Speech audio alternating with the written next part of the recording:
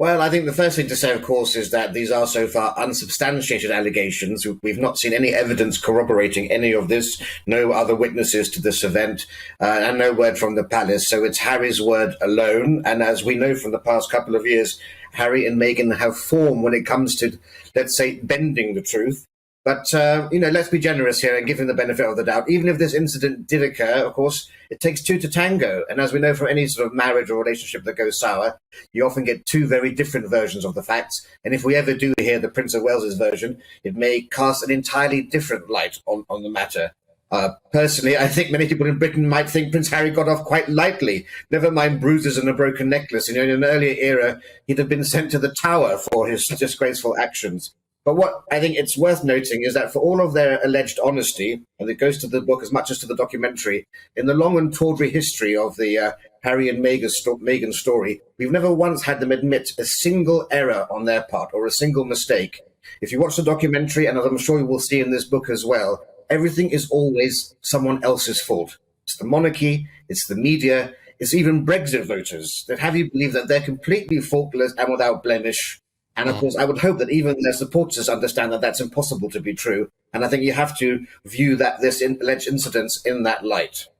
I mean, it's interesting that in this extract, which has been leaked, the Guardian's got hold of, one of the sort of big complaints against William is that he called Meghan difficult, rude and abrasive. Well, it's not as though we haven't heard that from other people as well. It seems an odd thing for Harry to have put in the book, in a way.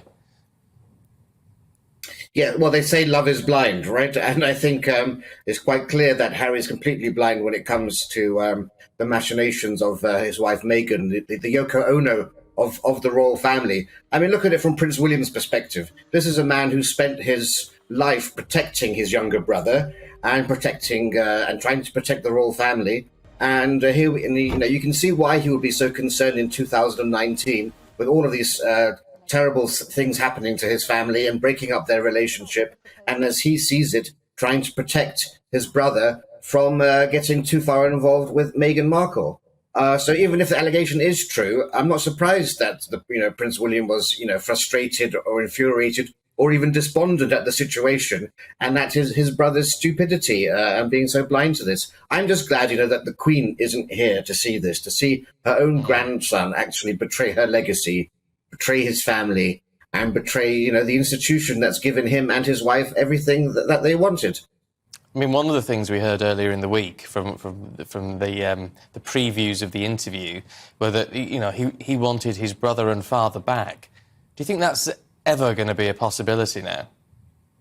Well, this is what's remarkable. He said in that clip that we've just had with Tom Bradby that silence doesn't make anything better. Well, maybe not, but going public makes things a lot worse. If he had stayed silent about this, as you were just discussing with Cameron there, 10 days ago was Christmas Day. We were all around the dining table with our families. I'm sure there were thousands of altercations or at least emotional arguments that took place. I'm sure very few of them went onto Twitter immediately afterwards to proclaim this. The royal family extended 3 olive branches to Harry and Meghan. We had the king referring very warmly to them in his first speech when he ascended the throne, saying Harry and Meghan are building their lives overseas. We saw the Prince and Princess of Wales extend an olive branch by inviting Harry and Meghan to join them in viewing the flowers laid by well-wishers outside Windsor Castle after the death of the Queen, a magnanimous gesture. And most magnanimously, if reports are to be believed, the King also opened a door and an invitation to them both to attend his coronation.